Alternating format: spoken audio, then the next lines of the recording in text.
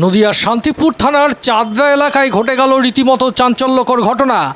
এক দোকানদারকে প্রকাশ্যে মারধর ও ধারালো অস্ত্র দিয়ে মাথায় কোপানোর অভিযোগ উঠল একদল দুষ্কৃতীর বিরুদ্ধে। গুরুতর আহত অবস্থায় দোকানদার দিলীপ দেবনাথ বর্তমানে চিকিৎসাধীন। ঘটনার সূত্রপাত ভারত পাকিস্তান যুদ্ধ নিয়ে দোকানে চলা আলোচনাকে কেন্দ্র করে।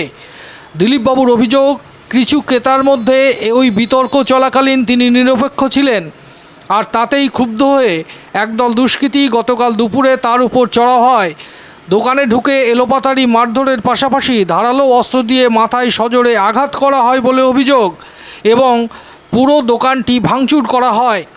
রক্তাক্ত অবস্থায় পড়ে থাকা দিলীপবাবুকে স্থানীয়রা উদ্ধার করে শান্তিপুর হাসপাতালে ভর্তি করে। আজ সকালে দিলীপবাবুর শান্তিপুর থানায় লিখিত অভিযোগ দায়ের করেছেন। পুলিশ জানিয়েছে ঘটনার তদন্ত শুরু হয়েছে এবং ইতিমধ্যেই একজনকে আটক করে জিজ্ঞাসাবাদ চালানো হচ্ছে।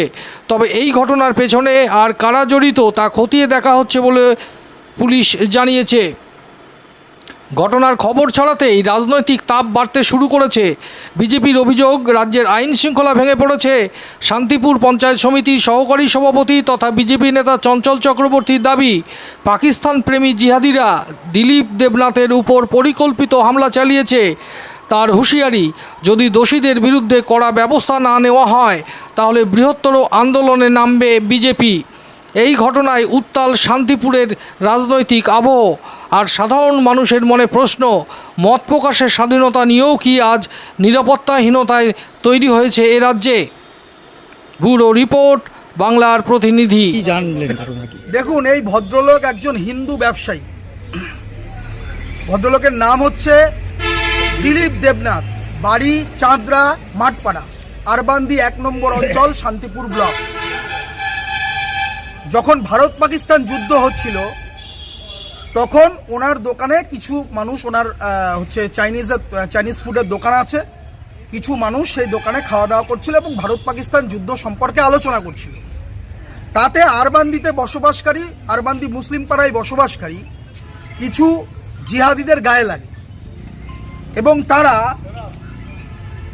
পরবর্তীতে ওনাকে হুমকি দেয়।